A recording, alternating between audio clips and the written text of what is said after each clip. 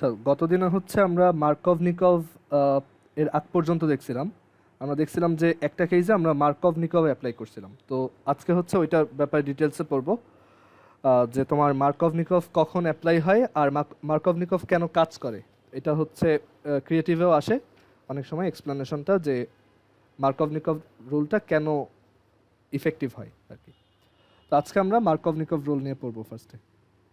তো এটা I hope মনে আছে মার্কভ-নিকভ রুল কি বলতো। এটার বানানটাও টাফ, মার্কভ-নিকভ। হ্যাঁ, আবার অনেক বইতে দেখবা মার্ক-নিকভ লেখা আছে। আচ্ছা, তো মার্কভ-নিকভ রুল, তো মার্কভ-নিকভ রুল হচ্ছে তোমার মার্কভ-নিকভ রুলটা ছিল এরকম যে in a reaction between an asymmetric reactant and an asymmetric reagent,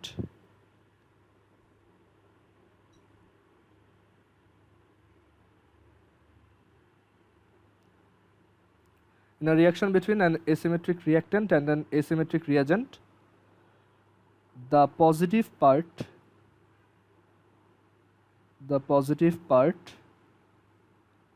of the reagent will be connected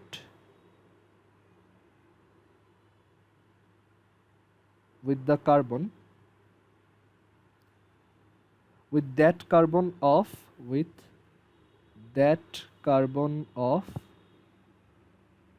reactant which has more hydrogen. ওকে, একটা asymmetric reactant and একটা asymmetric reagent মানে একটা অপ্রতিসম বিক্রিয়ক। অপ্রতিসম বা asymmetric মানে হচ্ছে যেটা দেখতে একই রকম না, মানে ডাবল বন্ডের দুই সাইডে। সো একটা অপ্রতিসম বিক্রিয়ক আর হচ্ছে একটা অপ্রতিসম বিকারক, দুইটাই asymmetric হইতে হবে। অপ্রতিসম বিকারকের মধ্যে যদি তোমার একটা রিয়াকশন হয়, তখন দেখা যায় যে এই অপ্রতিসম বিকারকের বা asymmetric রিয়াজেন্টের যে পজিটিভ পার্ট যেটা আছে, সেটা হচ্ছে সেই কার্বনে গিয়ে অ্যাড হয় যেটাই তোমার হাইড্রোজেন বেশি। তো এটাকে বাংলার একটা বাংলায় একটা আছে, প্রবাদ আছে, ওইটা দিয়ে বলা হয় যে এটা হচ্ছে কাইন্ড অফ তেলা মাথায় তেল। ওকে, মানে তেলা মাথায় তেল, এই ওয়ার্ডটা মনে হয়, এই ফ্রেজটা মনে হয় শুনছো। মানে যার অলরেডি বেশি আছে তাকে আরো বেশি দেওয়া। ওকে, তেলা মাথায় তেল মানে এটাই, যে অলরেডি মাথায় তেল মাখানো আছে, ওইখানে আরো তেল দেওয়া। তো এটা হচ্ছে ওরকম, মানে যার বেশি আছে তাকেই আরো দিচ্ছ। ওকে, তো এটা হচ্ছে মার্কভ-নিকভ রুল। তো এটার একটা এক্সাম্পল আমরা দেখছিলাম গতদিন, যে এরকম ছিল যে CH3, তারপর হচ্ছে CH double bond CH2 propene 1, এটার সাথে যদি HCl অ্যাড করা হয়, তখন এই হাইড্রোজেনটা, এই ডাবল বন্ডের দুই পাশে দুইটা কার্বন আছে, তো কোন কার্বনের কাছে যাবে? হাইড্রোজেন হচ্ছে আমাদের রিয়াজেন্টের পজিটিভ পার্ট আর ক্লোরিন হচ্ছে নেগেটিভ পার্ট। সো এই পজিটিভটা যাবে হচ্ছে যেই কার্বনের হাইড্রোজেন বেশি। সো আমাদের মেজর প্রোডাক্ট যেটা পাওয়া যাবে সেটা হচ্ছে CH3CHCl সিঙ্গেল বন্ড CH3। ওকে, এটা হচ্ছে মেজর প্রোডাক্ট হবে। অন্যটা যে প্রডিউস হবে না তা না, বাট এটা সংখ্যায় খুবই কম। এটা হচ্ছে মেজর আর আরেকটা হচ্ছে মাইনর।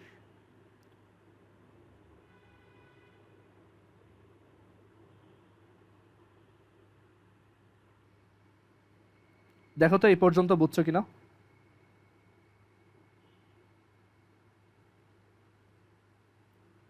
আচ্ছা, তো এটার কন্ডিশন কি, কোন কন্ডিশনে মার্কভ-নিকভ হয়, অ্যাপ্লিকেবল হয়? একটাই কন্ডিশন, সেটা হচ্ছে একটা asymmetric রিয়াজেন্ট থাকতে হবে বা অপ্রতিসম বিকারক থাকতে হবে,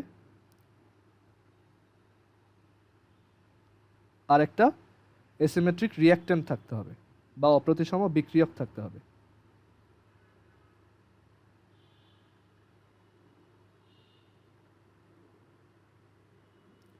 তো একটা অ্যাসিমেট্রিক রিয়াজেন্টের এক্সাম্পল হচ্ছে এই যে হাইড্রোক্লোরিক অ্যাসিড। আবার একটা অ্যাসিমেট্রিক রিঅ্যাক্ট্যান্টের এক্সাম্পল হচ্ছে এই যে প্রোপিন 1, যেখানে ডাবল বন্ডের দুই সাইডে কার্বনের সাথে লেগে থাকা জিনিস সেম না। যদি সেম হইতো তাহলে এটাকে সিমেট্রিক বলতাম। আর এটাকে সহজভাবে বললে তেলা মাথায় তেল।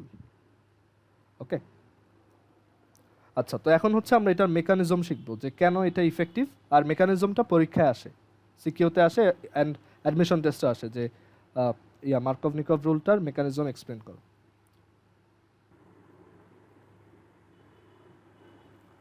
আচ্ছা, সো এখন হচ্ছে আমরা মেকানিজম অফ মার্কভ-নিকভ পড়ব।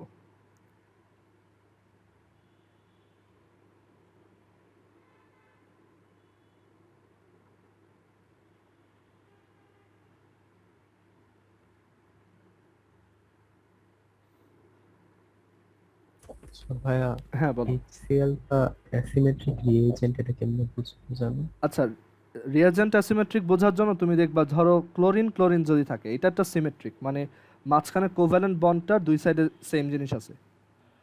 বাট HCl এ দেখো কোভ্যালেন্ট বন্ডটার দুই সাইডে দুইটা আলাদা জিনিস আছে। তো এটাকে বলা হয় হচ্ছে অ্যাসিমেট্রিক। বুঝতে পারছো? এটা কি ইলেকট্রোনেগেটিভিটি যেগুলো আলাদা ওইগুলা হ্যাঁ, হ্যাঁ, অ্যাসিমেট্রিক? হ্যাঁ, ওইগুলোই অ্যাসিমেট্রিক।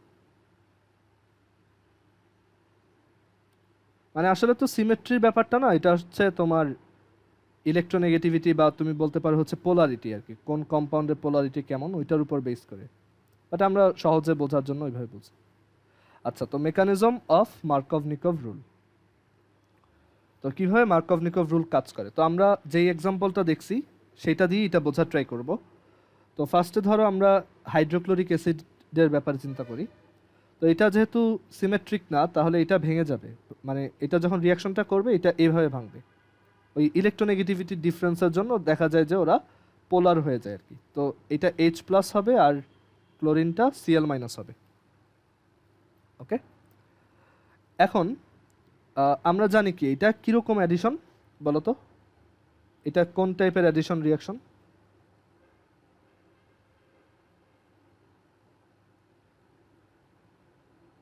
এটা কি ইলেকট্রোফিলিক নাকি নিউক্লিওফিলিক?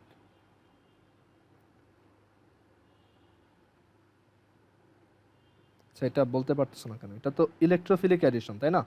নিউক্লিও এই অ্যালকিন আর অ্যালকাইনের মধ্যে যত অ্যাডিশন হয় সব হচ্ছে ইলেকট্রোফিলিক অ্যাডিশন।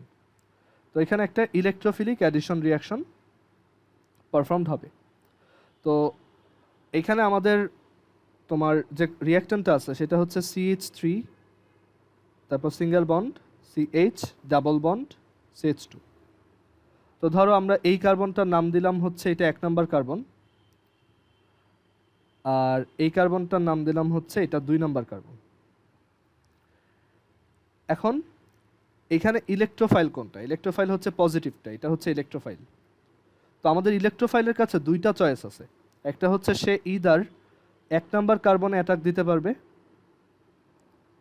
কার্বন নাম্বার 1, আর আরেকটা চয়েস আছে যে সে কার্বন নাম্বার 2তে অ্যাটাক দিতে পারবে।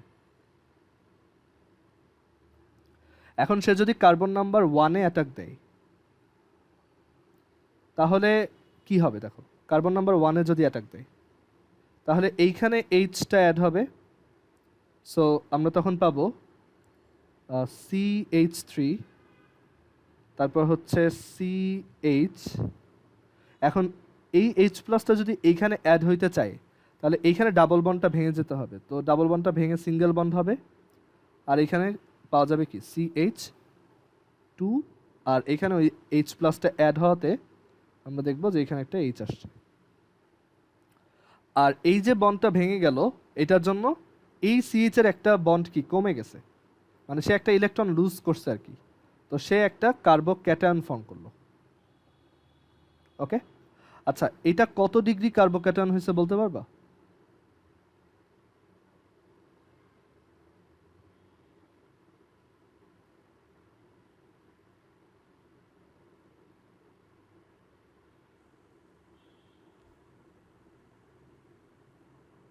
এটা হচ্ছে 2 ডিগ্রি কার্বোক্যাটায়ন, কারণ দেখো প্লাসটা যেই কার্বনের সাথে আছে সেটার দুই সাইডে দুইটা কার্বন আছে, সো এটা হচ্ছে একটা 2 ডিগ্রি কার্বোক্যাটায়ন, 2 ডিগ্রি কার্বোক্যাটায়ন। আচ্ছা, আর যদি 2 নাম্বার কার্বনে অ্যাটাক দিত H+, তখন কি হইতো? তখন আমরা দেখতাম যে CH3 2 নাম্বার কার্বনে এখন AH+টা অ্যাড হবে, মানে এইখানে যাবে ও। তো এইখানে গেলে তোমার CH এটার সাথে একটা হাইড্রোজেন, আর এইটা ফর্ম করতে গিয়ে ও ওর পাশের এই বন্ডটা ভেঙে ফেলছে, অ্যান্ড এটা ভেঙে যাওয়াতে CH2 এখন একটা কার্বোক্যাটায়ন হয়ে গেছে। এইটা কত ডিগ্রি কার্বোক্যাটায়ন হয়েছে? এটা হচ্ছে 1 ডিগ্রি, বিকজ এই প্লাসের যে কার্বনটা সেটার সাথে একটা কার্বন ইমিডিয়েটলি কানেক্টেড, সেটা হচ্ছে একটা 1 ডিগ্রি কার্বোক্যাটায়ন। তো এখন 2 ডিগ্রি কার্বোক্যাটায়ন কিন্তু বেশি স্টেবল ছিল। মনে করে দেখো, আমরা গতদিন যখন স্টেবিলিটি সিরিজ পড়ছিলাম ওখানে আমরা পড়ছিলাম যে স্টেবিলিটির দিক দিয়ে 2 ডিগ্রি কার্বোক্যাটায়ন হচ্ছে মোর স্টেবল দেন 1 ডিগ্রি কার্বোক্যাটায়ন। গতদিন এটা দেখছিলাম। এখন এটা যদি বেশি স্টেবল হয় তার মানে কি এটা অনেকক্ষণ থাকবে, এটা টেম্পোরারি না, ঠিক আছে, এটা হচ্ছে স্টেবল, মানে এটা খুব ধীর স্থির। ওকে, তো তখন দেখা যাবে এইটার এই কার্বোক্যাটায়নের সাথে কানেক্টেড হওয়ার জন্য এই ক্লোরিনটা অনেক বেশি টাইম পাবে, ঠিক আছে। সো এটা যদি বেশি স্টেবল হয় বা স্থায়ী হয় তখন এইটার সাথে তোমার ফার্দার ক্লোরিনটা পারফেক্টলি অ্যাড হইতে পারবে। আরও যদি খুব টেম্পোরারি হয় তখন ক্লোরিনটা অ্যাড হওয়ার মতো জায়গা পাবে না। সো এটা যদি স্টেবল হয় তখন ক্লোরিনটা আস্তে ধীরে এখানে অ্যাড হবে, অ্যান্ড আমরা পাবো CH3CH, তারপর হচ্ছে এখানে CH2 আর H হচ্ছে CH3, আর এখানে হচ্ছে আমরা কি দেখতে পাবো, এখানে অ্যাড হবে Cl। ওকে, তার মানে এইটা হচ্ছে বেশি বেশি প্রডিউস হবে, এটা হচ্ছে আমাদের মেজর প্রোডাক্ট, কারণ এগুলা বেশি স্টেবল, তো এইগুলোর সাথে রিয়াকশন হওয়ার প্রবাবিলিটিটা বেশি। আর এইগুলা হচ্ছে কম স্টেবল, তো দেখা যাবে এইটার সাথে ক্লোরিন রিয়াক্ট করার জন্য খুব একটা টাইম পাবে না। ওকে, মানে এটার এই কার্বোক্যাটায়নটাকে অ্যাটাক করার জন্য ক্লোরিনটা খুব বেশি সময় পাবে না। সো এটা মানে প্রডিউস হবে বাট খুবই অল্প প্রডিউস হবে। তো এটা হচ্ছে CH3CH2CH2Cl, এটা হবে আমাদের মাইনর প্রোডাক্ট। সো এটাই হচ্ছে মার্কভ-নিকভের মেকানিজম, মানে পুরো জিনিসটাই হচ্ছে কার্বোক্যাটায়নের স্টেবিলিটির উপর ডিপেন্ড করে মেজর মাইনর ডিটারমাইন্ড হচ্ছে, ঠিক আছে।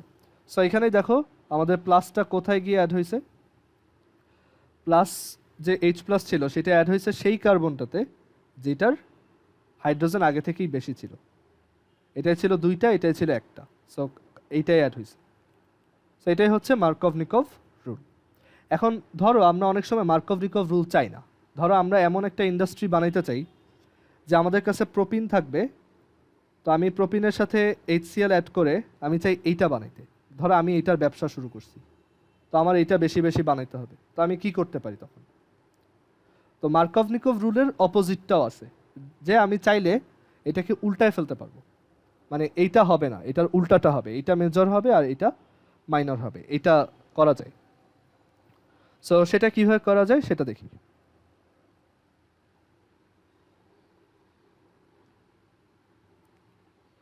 তো এখন হচ্ছে আমরা যেটা দেখব সেটা হচ্ছে অ্যান্টাই মার্কভ-নিকভ রুল। অ্যান্টাই মার্কভ-নিকভ রুল,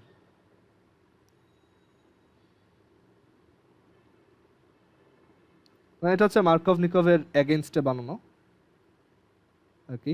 তো ওই সায়েন্টিস্ট হচ্ছে মার্কভ-নিকভকে দেখতে পারতো না, তো সে হচ্ছে মার্কভ-নিকভের এগেইনস্টে এটা বানাইছে। তো তো এটা বানাইছে মার্কভ-নিকভ। মার্কভ-নিকভ হচ্ছে নাম শুনেই বুঝতে পারতেছে এটা রাশিয়ান নেম প্রবাবলি, আমার যতদূর মনে পড়ে। মার্কভ-নিকভ, হ্যাঁ এই বেটা রাশান, যেটা নাম শুনেই বোঝা যায়, ওদের নামে তো অবশ্যই একটা ভ থাকবেই। আর এই অ্যান্টাই মার্কভনিকভ যে করছে সে হচ্ছে ইউএস সায়েন্টিস্ট আর কি। তো এটার ইনভেন্টর হচ্ছে ইউএস সায়েন্টিস্ট খারাশ। ওর নাম হচ্ছে খারাশ, খারাশ বানানো আমি পারি না, তো খারাশ মনে হয়, হ্যাঁ খারাশ এরকম। আচ্ছা, সো ইউএস সায়েন্টিস্ট খারাশ হচ্ছে এটা বের করছে।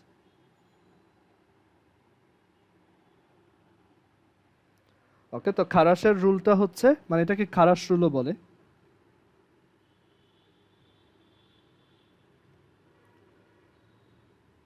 তো খারাশ রুল বলে হচ্ছে যে তুমি চাইলে অ্যান্টি মার্কভনিকভ করতে পারবা, দ্যাট ইজ এটা হচ্ছে তেলা মাথায় তেলের অপোজিট।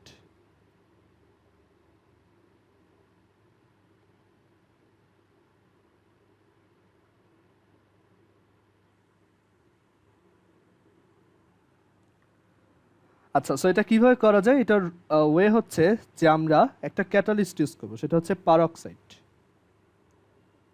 পারক্সাইড ক্যাটালিস্ট যদি আমরা ইউজ করি, এটা অ্যাকচুয়ালি যে কোনো পারক্সাইড হইতে পারে। তো আমরা দেখা যায় এখানে এরকম অ্যালকাইল পারক্সাইড ইউজ করি, মানে আর ও ও আর, এটাকে বলা হয় পারক্সাইড। আর হাইড্রোজেন পারক্সাইডের তোমরা হয়তো ফর্মুলা জানো, এটা হচ্ছে হাইড্রোজেন পারক্সাইড H2O2। আর মানে এটা দেখতে এরকম, এই এইচ ও ও এইচ, এটাই হচ্ছে হাইড্রোজেন পারক্সাইড।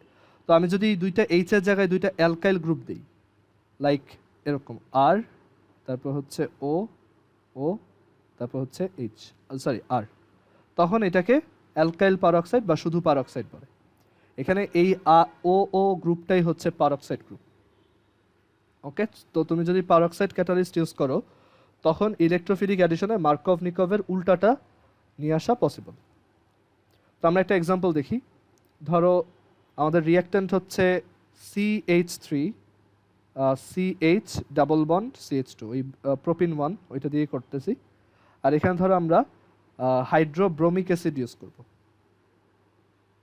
এখন মজার ব্যাপার হচ্ছে কি, আসলে খারাশ যদিও অ্যান্টাই মার্কভনিকভ বানাইছে, এটা আবার সবসময় কাজ করে না, এটা শুধু হাইড্রোব্রোমিকের জন্যই কাজ করে, ঠিক আছে। তো এখন কথা হচ্ছে তাহলে আমি এইগুলাকে কিভাবে মেজর বানাইতে পারি। করা যায়, অনেক ঘুরায় পেঁচায় করা যায়। লাইক ধরো তুমি আগে HBr দিয়ে করবা, মানে HBr ইউজ করে হচ্ছে অ্যান্টি মার্কভনিকভ করবা, দেন ব্রোমিনটাকে সামহাউ রিপ্লেস করবা, সাবস্টিটিউট করবা আর কি। তো মানে খারাশ রুল অত বেশি ইফেক্টিভ না, এটা জাস্ট একটা রিয়েজেন্টের জন্যই কাজ করে, HBr। ওকে, বাকিগুলোর জন্য খারাশ রুল আসলে কাজ করবে না, যদিও অনেকে লেখে, বাট আসলে ওটা কাটাও হয় না, বাট দেখা যায় যে আসলে এটা কারেক্ট না আর কি। আচ্ছা, তো খারাশ রুল যেটা বলে যে তুমি HBr অ্যাপ্লাই করলা, আর এখানে ক্যাটালিস্ট হিসেবে ওই অ্যালকাইল পারক্সাইড দিবা, আর ও ও আর, তখন যেটা হবে এখানে ওই মার্কভনিকভের উল্টাটা হবে, দ্যাট ইজ এবার হাইড্রোজেন আর এই বেশি কার্বন, মানে যার কাছে হাইড্রোজেন অলরেডি বেশি ওর কাছে যাবে না, ও যাবে হচ্ছে যার কাছে কম তার কাছে, এখানে যাবে, আর ব্রোমিন যাবে এখানে। সো আমরা এখানে মেজর প্রোডাক্ট যেটা পাবো সেটা হবে CH3 CH2 CH2Br। আর মাইনর প্রোডাক্ট যেটা পাবো এটা হচ্ছে CH3 CHBr CH3। এটা হচ্ছে আমাদের মাইনর, এটা হচ্ছে মেজর। পারক্সাইডটা না দিলে কিন্তু এইটা মেজর হইতো।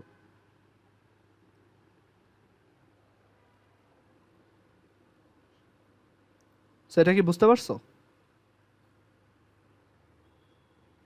আচ্ছা, ধরো আমরা যদি এটা পারক্সাইডটা না দিতাম, জাস্ট এভাবে রিয়াকশন করতাম, তখন কি পাওয়া যেত? তখন আমরা এই CH3 CHBr CH3 এটাকে দেখতাম major product, and CH3 CH2 CH2Br এটাকে দেখতাম মাইনর প্রোডাক্ট।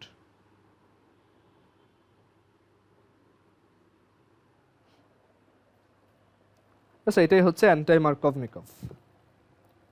তো এখন অ্যান্টাই মার্কভনিকভও কেন কাজ করে, এটাও পরীক্ষার জন্য ইম্পর্টেন্ট কোশ্চেন, স্পেশালি এইচএস এর জন্য। তো আমরা দেখি যে অ্যান্টাই মার্কভনিকভের মেকানিজম কি। ভাই এর আগের পেজটা একটু।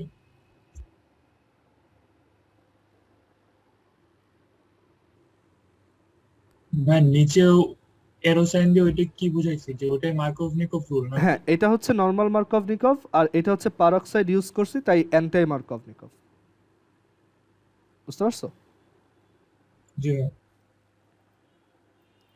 আচ্ছা, তো এখন হচ্ছে অ্যান্টাই মার্কভনিকভ বা খারাসুলের মেকানিজম।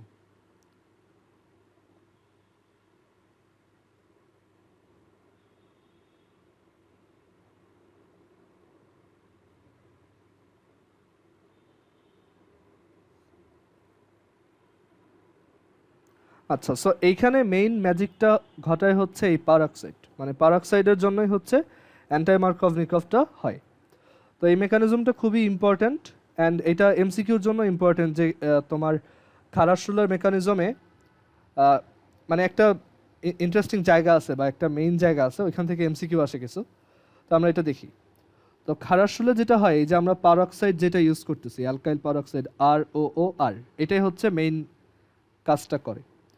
তো এই ROOR, তো এটা কি একটা পারফেক্টলি সিমেট্রিক জিনিস, রাইট? তো এটা যদি তোমার ফিশন হয়, তো এটা ডেফিনেটলি হোমোলাইটিক ফিশন বা সুষম বিভাজন হবে। অ্যান্ড তখন আমরা এখান থেকে দেখব যে দুইটা আহ, এই তোমার RO ফ্রি রেডিক্যাল প্রডিউস হয়েছে, রাইট? আমরা জানি যে এখানে হচ্ছে হোমোলাইটিক ফিশন হলে ফ্রি রেডিক্যাল প্রডিউস হয়, তো দুইটা RO ফ্রি রেডিক্যাল পাওয়া যাবে।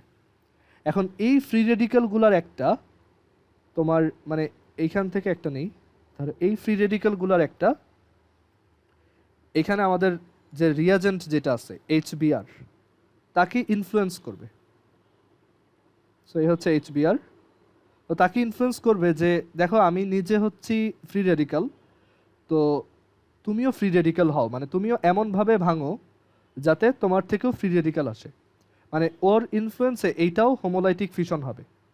তো সেটা কীরকম হবে দেখো, ও এইখানে এই যে HRBr এর মধ্যে একটা হোমোলাইটিক ফিশন ঘটাবে। সো তখন কি পাওয়া যাবে দেখো, HBr ছিল, সো যদি হোমোলাইটিক ফিশন হয়, হোমোলাইটিক ফিশন হলে আমরা পাবো H ফ্রি রেডিক্যাল আর হচ্ছে ব্রোমিন ফ্রি রেডিক্যাল। তো আমরা এখান থেকে পাবো H ফ্রি রেডিক্যাল আর হচ্ছে bromine free radical, and also এখানে আগে থেকে যেটা ছিল সেটা হচ্ছে RO ফ্রি রেডিক্যাল। এখন এই RO ফ্রি রেডিক্যালটা এই H এর প্রতি খুবই অ্যাট্রাক্টেড থাকে, অ্যান্ড তারা দুইজন কম্বাইন্ড হয়ে বানায় ROH, মানে একটা অ্যালকোহল বানায় ফেলে আর কি। এটা অ্যালকোহলের সিম্বল। আর এখান থেকে কি প্রডিউস হলো দেখো, ব্রোমিন ফ্রি রেডিক্যাল। তো এখন আমাদের যে রিঅ্যাক্ট্যান্ট ছিল সেটা ছিল হচ্ছে CH3 CH double bond CH2। তো আমাদের ব্রোমিন ফ্রি রেডিক্যালটা, এই যে ব্রোমিন ফ্রি রেডিক্যাল, সে এটাকে দুই জায়গায় অ্যাটাক দিতে পারে। একটা হচ্ছে এই 1 নাম্বার কার্বনে অথবা 2 নাম্বার কার্বনে। সো ও যদি ওকে 1 নাম্বার কার্বনে অ্যাটাক দেয় তাহলে কি হবে, আর 2 নাম্বার কার্বনে অ্যাটাক দিলে কি হবে? সো যদি 1 নাম্বার কার্বনে অ্যাটাক দেয় তখন দেখো ও এইখানে অ্যাড হবে। সো আমরা পাবো CH3 CH, এই বন্ডটা একটা বন্ড ভেঙে যাবে, সিঙ্গেল বন্ড CH2, আর এই ব্রোমিন ফ্রি রেডিক্যালটা এইখানে একটা বন্ড ফর্ম করতে আসছে। এখন ব্রোমিন ফ্রি রেডিক্যাল কিন্তু আগের বারের ইলেকট্রোফাইলের মতো না।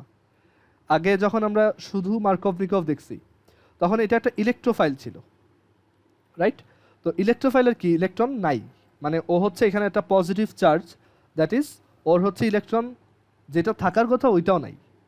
তো ও যখন এইখানে এসে বন্ড ফর্ম করতে চাবে তখন এই বন্ডটা পুরোপুরি ভেঙে, মানে বন্ডটা তো ভাঙবেই, অ্যান্ড দুইটা ইলেকট্রনই এখানে ইউজড হবে। দ্যাটস ওয়াই যখন দুইটা ইলেকট্রন এখান থেকে চুরি করে ফেলা হয়েছিল তখন এই মাঝখানের CH-টা তার নিজের ইলেকট্রন হারায় কার্বো ক্যাটায়ন হয়ে গেছিল, মানে তার যা ছিল ওইটাও চুরি হয়ে গেছে, বা ওইটাও মানে ও ওইটা হারায়ও নিঃস্ব হয়ে গেছে আর কি। সো এখন ও কার্বো ক্যাটায়ন হয়েছে। কিন্তু এইখানে আইডিয়াটা ডিফারেন্ট।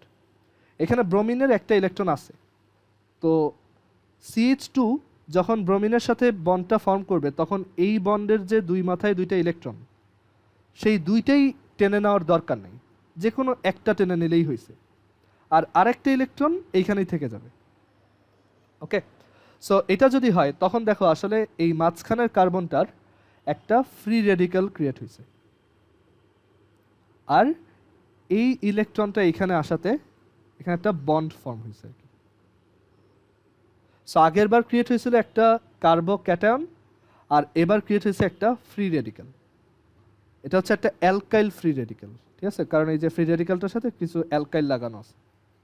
আচ্ছা, এটা কত ডিগ্রি ফ্রি রেডিক্যাল?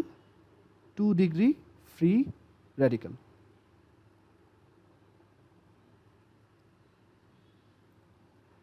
আর যদি এটা 2 নাম্বার কার্বনে গিয়ে কানেক্টেড হইতো এখানে, তখন আমরা কি পাইতাম? তখন পাইতাম CH3 CH, এইখানে এসে এই যে ব্রোমিন ফ্রি রেডিক্যাল ওয়েট করতেছে কখন এই কার্বনটা এই পাশের কার্বনকে ডিচ করে এইখানে বন্ড বানাবে, তো এই বন্ড বানাইলো, আর হচ্ছে এইখানে যে কার্বনটা ছিল ও ওর নিজের ইলেকট্রন ফেরত পেয়ে গেছে আর কি, কারণ এই কার্বনটা এখান থেকে একটা ইলেকট্রন টেনে নিয়ে গেছে। তো এখানে একটা বন্ড ফর্ম হবে, অ্যান্ড এখানে একটা ফ্রি রেডিক্যাল ক্রিয়েট হলো। তো এই ফ্রি রেডিক্যালটা হচ্ছে 1 ডিগ্রি ফ্রি রেডিক্যাল।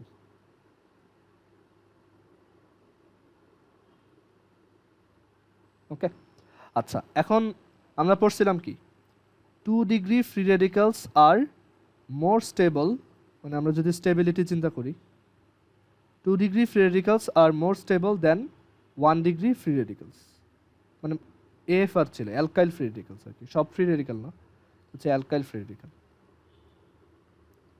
আচ্ছা, তার মানে এইটা বেশি স্টেবল, তো এইটাকে অ্যাটাক করার জন্য, আচ্ছা এটা কিন্তু ক্লোরিন না, এটা হচ্ছে C1, হ্যাঁ, তো এটাকে অ্যাটাক করার জন্য আমাদের এই যে আরেকটা H, মানে এই যে ROH যে ফর্ম হয়েছিল, এখন তোমরা কিন্তু এটা জানো যে একটা রিয়াকশনে ক্যাটালিস্ট হচ্ছে সেই জিনিসটা যেটা রিয়াকশনটাকে ইনফ্লুয়েন্স করে, বাট রিয়াকশন শেষে ওকে আবার অক্ষত অবস্থায় বা আনচেঞ্জড অবস্থায় ফেরত পাওয়া যায়। সো এখানে এই আরওটা কি ছিল? ক্যাটালিস্টের পার্ট। তো দেখা যাবে যখন এইখানে একটা ফ্রি রেডিক্যাল ক্রিয়েট হয়েছে, এই ROH এর H আবার এই আরওকে ডিচ করে এই জায়গায় ফেরত চলে আসবে, ঠিক আছে। আর দেখা যাবে আমাদের যে মানে এইখানে এই যে ROH যখন আসবে তখন আবার এখানে ব্রেক হবে একটা, অ্যান্ড আরও ফ্রি রেডিক্যালটা যেরকম ছিল ওরকম ফেরত চলে যাবে, আর এই H ফ্রি রেডিক্যালটা এইখানে এসে একটা বন্ড ফর্ম করবে।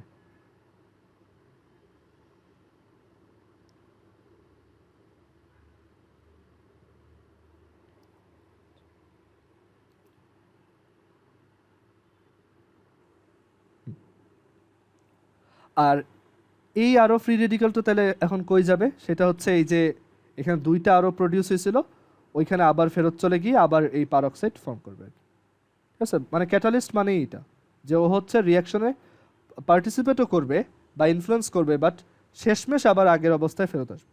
এটাই হচ্ছে ক্যাটালিস্ট বা প্রভাবক। আচ্ছা, তো এইটা হবে আমাদের মেজর প্রোডাক্ট।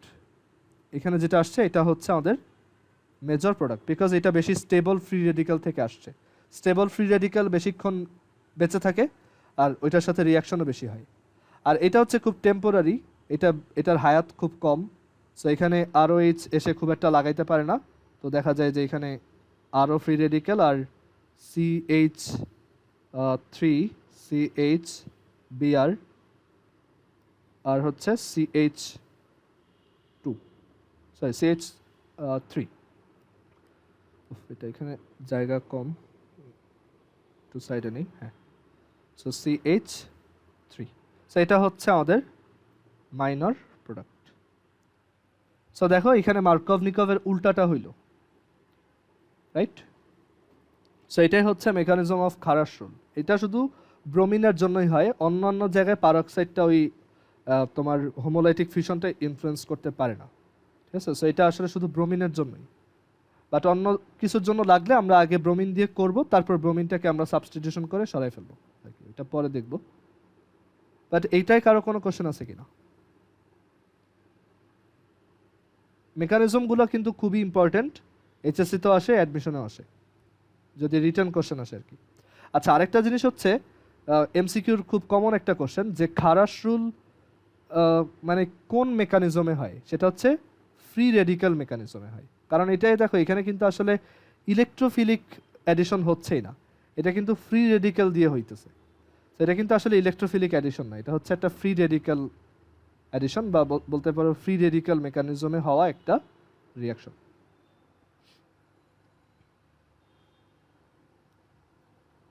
সো কার কি কোশ্চেন আছে এখানে? সো অ্যান্টাই মার্কভনিকভ অর খারাস রুলে যেই জিনিসটা মনে রাখতে হবে সেটা হচ্ছে এই লাইনটা, যে এই পারক্সাইডটাই হচ্ছে তোমার আর ও ফ্রি রেডিক্যাল ফর্ম করে, যেটা সব কিছুর পিছনে দায়ী। ঠিক আছে? আচ্ছা, সো আরেকটা এক্সাম্পল দেখি। মানে এখন হচ্ছে আমরা একটা মার্কভনিকভের এমনি এক্সাম্পল দেখব। এটা অ্যান্টাই মার্কভনিকভ না, এটা জাস্ট শুধু মার্কভনিকভ। তো ধরো CH3, তারপর হচ্ছে single bond CH, double bond হচ্ছে CH2, প্লাস হচ্ছে HOBr, এটা হচ্ছে hypobromous acid, hypobromous acid. Okay, in general যে কোনো HOX কে হাইপোহ্যালাস অ্যাসিড বলে।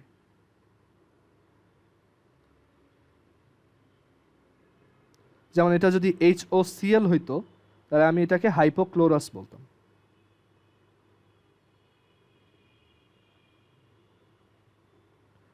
সো এটার অ্যাডিশনটা দেখানো রিজন হচ্ছে এই কারণে যে এখানে তোমার ইলেকট্রোফাইল কোনটা আর নিউক্লিওফাইল কোনটা এটা বুঝতে একটু প্রবলেম হয়। তো যে কোনো হাইপোহ্যালাস অ্যাসিড, হ্যাঁ, এটার ক্ষেত্রে অলওয়েজ মনে রাখবা যে তোমার এই যে HO যেটা দেখতেছো, মানে হাইপোহ্যালাস অ্যাসিড HOCl, ধরো এটার জন্যই বলি, এখানে দুইটা আলাদা কালার দিই। সবসময় মনে রাখবা এখানে HO হচ্ছে একটা গ্রুপ আর Cl হচ্ছে আরেকটা গ্রুপ। তো সবসময় আমাদের এটা মাথায় রাখতে হবে যে এই হ্যালোজেনটা হচ্ছে প্লাস আর HOটা হচ্ছে মাইনাস। এটা একটু এক্সেপশনাল, তাই না? আমরা সবসময় HCl যখন বলি বা HBr যখন বলি তখন এইটাকে মাইনাস বলি, হাইড্রোজেনকে প্লাস বলি। বাট হাইপোহ্যালাস অ্যাসিডের ক্ষেত্রে হ্যালোজেনটা প্লাস আর OHটা হচ্ছে মাইনাস। ওকে, মানে আমরা সবসময় OH-কে কি বলি? মাইনাস বলি। কখনো দেখছো OH-কে প্লাস লিখতে? না। সো ওইভাবে মনে রাখতে পারো যে হ্যালোজেন নিয়ে পরে চিন্তা করবো, আগে দেখি যে OH আছে কিনা। OH-টা মাইনাস, তাহলে হ্যালোজেনটা প্লাস। ঠিক আছে, এইভাবে মনে রাখবা। আচ্ছা, সো এইখানে এইটা হচ্ছে প্লাস, এখানে হচ্ছে মাইনাস। আর আসলে সব অর্গানিক রিয়াকশন কি তুমি এইভাবে চিন্তা করতে পারো, প্লাস যায় মানে প্লাস যায় মাইনাসের কাছে, মাইনাস যায় প্লাসের কাছে, এরকম। আচ্ছা, এনিওয়েজ, তো এখানে এটা হচ্ছে ইলেকট্রোফাইল। আর আমরা জানি যে মার্কভনিকভে যেটা হয়, তেলা মাথায় তেল, তো ইলেকট্রোফাইল হচ্ছে সেই কার্বনে যায় যেটার হাইড্রোজেন অলরেডি বেশি, সো এইটাই যাবে, আর এটা যাবে এখানে। সো আমরা এটার দুইটা প্রোডাক্ট লিখি। দুইটা প্রোডাক্ট লেখাটা বেস্ট প্র্যাকটিস, ঠিক আছে? একটা না লেখাই ভালো, দুইটা লেখা উচিত। এটা হচ্ছে আমাদের মেজর প্রোডাক্ট। আচ্ছা, এটার নাম কি হবে বলো তো? তোমাদের তো WTME তে মনে হয় নেমিং পর্যন্ত আছে। এটার নামটা একটু চ্যাটে লেখো তো সবাই, আমি চ্যাট এনেবল করে দিই। এটার ইউপ্যাক নেমটা কি হবে?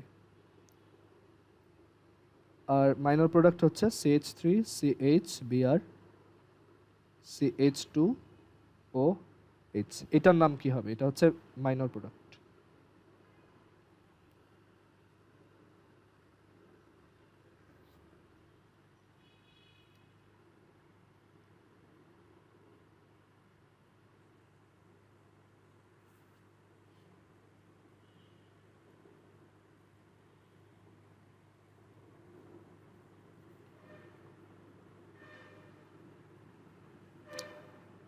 আচ্ছা, এটা আমি লিখে দেই, তোমরা যারা অলরেডি পারছো তারা একটু চ্যাটে লেখো, আমি বলি। এটা হচ্ছে 1 ব্রোমো প্রোপান টু অল।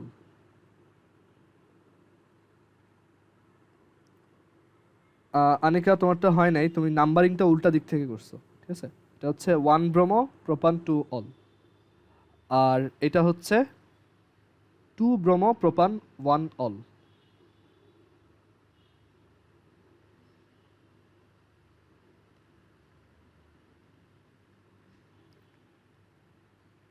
কারণ এখানে নাম্বারিংটা হচ্ছে যে 1 2 3, আর এখানে নাম্বারিংটা হচ্ছে 1 2 3। সো ফার্স্ট হচ্ছে prefix 1 bromo word root 3 carbon propane, তারপর হচ্ছে 2 অল, আর এখানে হচ্ছে ফার্স্টে prefix 2 bromo word root prop, but পরে গ্রুপ সি, সো প্রোপান, আর হচ্ছে 1 অল। আচ্ছা, আরেকটা অ্যাডিশন রিয়াকশন দেখি আমরা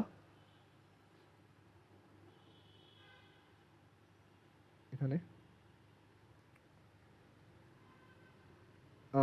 ধরো আমরা দেখতে চাই, মানে অনেক সময় কোশ্চেন আসে যে একটা অ্যালকিনের সাথে সালফিউরিক অ্যাসিডের অ্যাডিশন রিয়াকশন দেখাও।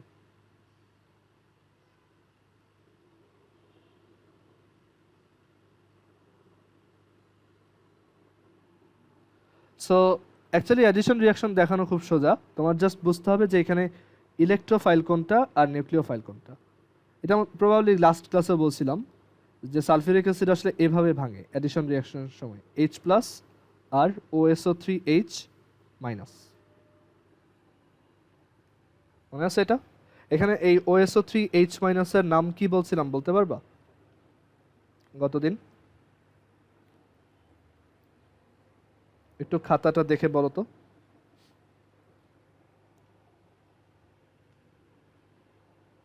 এটা হচ্ছে বাইসালফেট ছিল না? এগুলো মুখস্থ রাখতে হবে তো, সো এগুলো সবাই একটু মুখস্থ রাখো যাতে হুটহাট অ্যান্সার দিতে পারো। আর এখন ইলেকট্রোফাইলটা যদি পেয়ে যাও তাহলে হচ্ছে তুমি যে কোনো অ্যালকিনের সাথে, ধরো অ্যালকিনটা হচ্ছে দেখতে এরকম আর সি আর সি, তারপর হচ্ছে আচ্ছা অ্যালকিনটা হচ্ছে এরকম, এটার সাথে আমরা সালফিউরিক অ্যাসিড রিঅ্যাক্ট করাবো। আচ্ছা ওয়েট, পরের পেজে দেখাই। অ্যালকিন, একটা জেনারেল অ্যালকিন তুমি এভাবে লিখবা সবসময়, আর CH ডাবল বন্ড CH2, এটা একটা অ্যালকিন। তো আমরা এটার সাথে যদি সালফিউরিক অ্যাসিডের রিয়াকশন দেখি, তো আমরা কি বলছি, সালফিউরিক অ্যাসিড কিভাবে ভাঙবে, H প্লাস আর হচ্ছে OSO3H মাইনাস। তো ইলেকট্রোফাইল যাবে হচ্ছে সেই কার্বনের কাছে যার হাইড্রোজেন বেশি, আর নিউক্লিওফাইল যাবে সেই কার্বনের কাছে যার হাইড্রোজেন কম। সো এখানে আমরা যেটা পাবো আর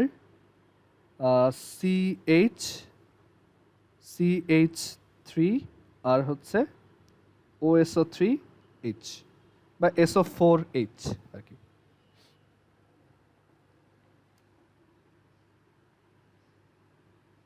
এখন মজার ব্যাপার হচ্ছে, মানে এই রিয়াকশনটা আমরা সামনে দেখব, ঠিক আছে? এটা খুব কমন একটা রিয়াকশন। মজার ব্যাপার হচ্ছে তুমি যদি এইটাকে হিট দাও, ওকে, এটাকে যদি হিট দাও তখন দেখা যায় এখান থেকে পানি বের, মানে সরি, এটাকে যদি হিট দাও তখন এইখান থেকে আবার সালফিউরিক অ্যাসিড বের হয়ে আসে। সো তুমি যদি এটাকে হিট দাও তখন দেখা যায় যে আর CH, তারপর হচ্ছে এখানে এই যে CH3 যেটা দেখতেছো এটা থাকবে, তারপর এখানে CH যেটা দেখতেছো সেটাও থাকবে, আর এইখান থেকে এই SO3H কে টেনে বের করে আনার জন্য তোমার এখানে আমরা হিট দেওয়ার সময় একটু ওয়াটার মিক্স করে দিব। ওয়াটারটা যদি মিক্স করি তখন দেখা যায় যে ওয়াটারের, মানে আসলে যেটা হয়, আমি এটা ক্লিয়ার করে বোঝাইতে পারলাম না, এটা ওয়েট, এই হচ্ছে OSO3H, ওকে। তো আমরা এরপরে দেখব যে আরেকটা টাইপের রিয়াকশন আছে, সাবস্টিটিউশন রিয়াকশন। তো সাবস্টিটিউশন রিয়াকশনে দেখা যায় যে নিউক্লিওফাইলগুলো হচ্ছে সাবস্টিটিউট করে। তো এইটা কি ছিল, আমাদের আগের নিউক্লিওফাইলটা ছিল, এটা ছিল হচ্ছে ওল্ড নিউক্লিওফাইল। ওল্ড নিউক্লিওফাইল, এই যে এইখানের। আর ওয়াটারের মধ্যেও কিন্তু একটা নিউক্লিওফাইল আছে। ওয়াটার হচ্ছে H+ আর OH- এর মাধ্যমে বানানো। তো OH- হচ্ছে এখানে নিউক্লিওফাইল, এটা হচ্ছে আমাদের নিউ নিউক্লিওফাইল। তো দেখা যায় এই নিউটা ওল্ডকে রিপ্লেস করে। তো দেখা যায় এখানে হচ্ছে OH চলে আসে। এটা যদি কালার করে দেই তাহলে বুঝতে পারবা। এখানে হচ্ছে এই OH-টা চলে আসে, আর এই যে H+টা ছিল, H+, এটার সাথে এই OSO3H রিয়াকশন করে কি ফর্ম করবে বলো তো? H2SO4। কারণ দেখো 2টা হাইড্রোজেন, সালফার আর 4টা অক্সিজেন। তাহলে দেখো এই H2SO4টা আমরা প্রথমে অ্যাড করলাম, বাট সেটা আবার ফাইনালি ফেরত পাওয়া গেছে। সো এই ইলেকট্রোফিলিক অ্যাডিশন রিয়াকশনটাই একটা, মানে এই রিয়াকশনটাকে একটা ক্যাটালিটিক রিয়াকশনও আমরা ধরতে পারি, যেখানে সালফিউরিক অ্যাসিডটা হচ্ছে one type of catalyst. And এই রিয়াকশনটাকেই আমরা অনেক জায়গায় শর্টলি দেখবো এভাবে লেখা, যে একটা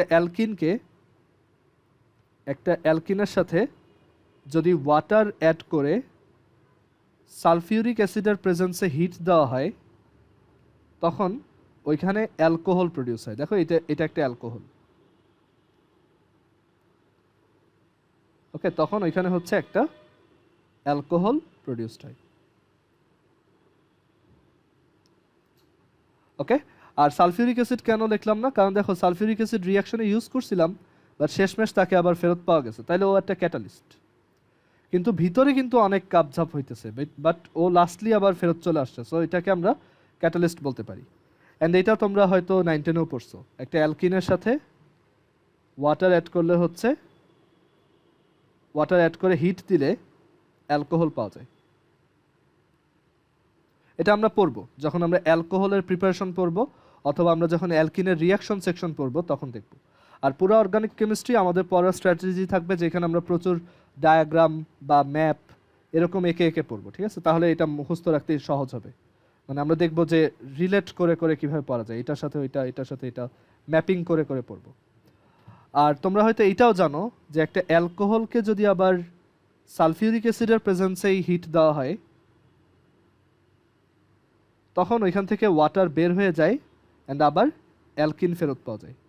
তো এই রিয়াকশনগুলো আমরা সামনে দেখবো আর কি, এখন জাস্ট একটু আইডিয়া নিয়ে রাখলাম।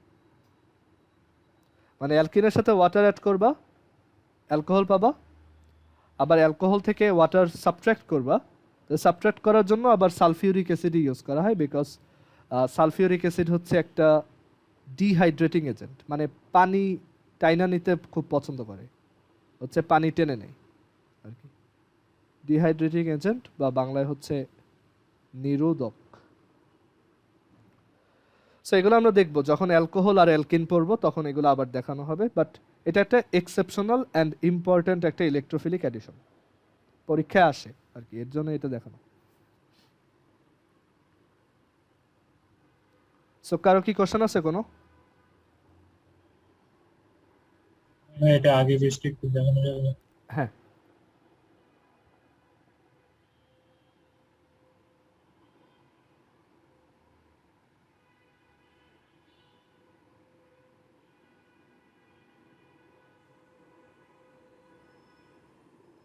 জি ভালো আছে।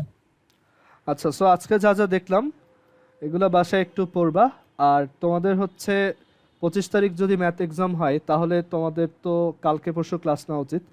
তো আমি হচ্ছে ওই তোমাদের ম্যাথের সার্কেল আর পলিনোমিয়ালের 4A-টা শেষ করার জন্য এই নেক্সট থার্সডে ফ্রাইডে ক্লাসটা হচ্ছে আগে নিয়ে নিব, ঠিক আছে? তো আমি এটা গ্রুপে আজকে তোমাদের সাথে ডিসকাস করে কালকে টাইম দিব। আচ্ছা ঠিক আছে, আজকে তাহলে এই পর্যন্তই। আল্লাহ হাফেজ। আর বাসায় এই জিনিসগুলো একটু পড়ে ফেলো।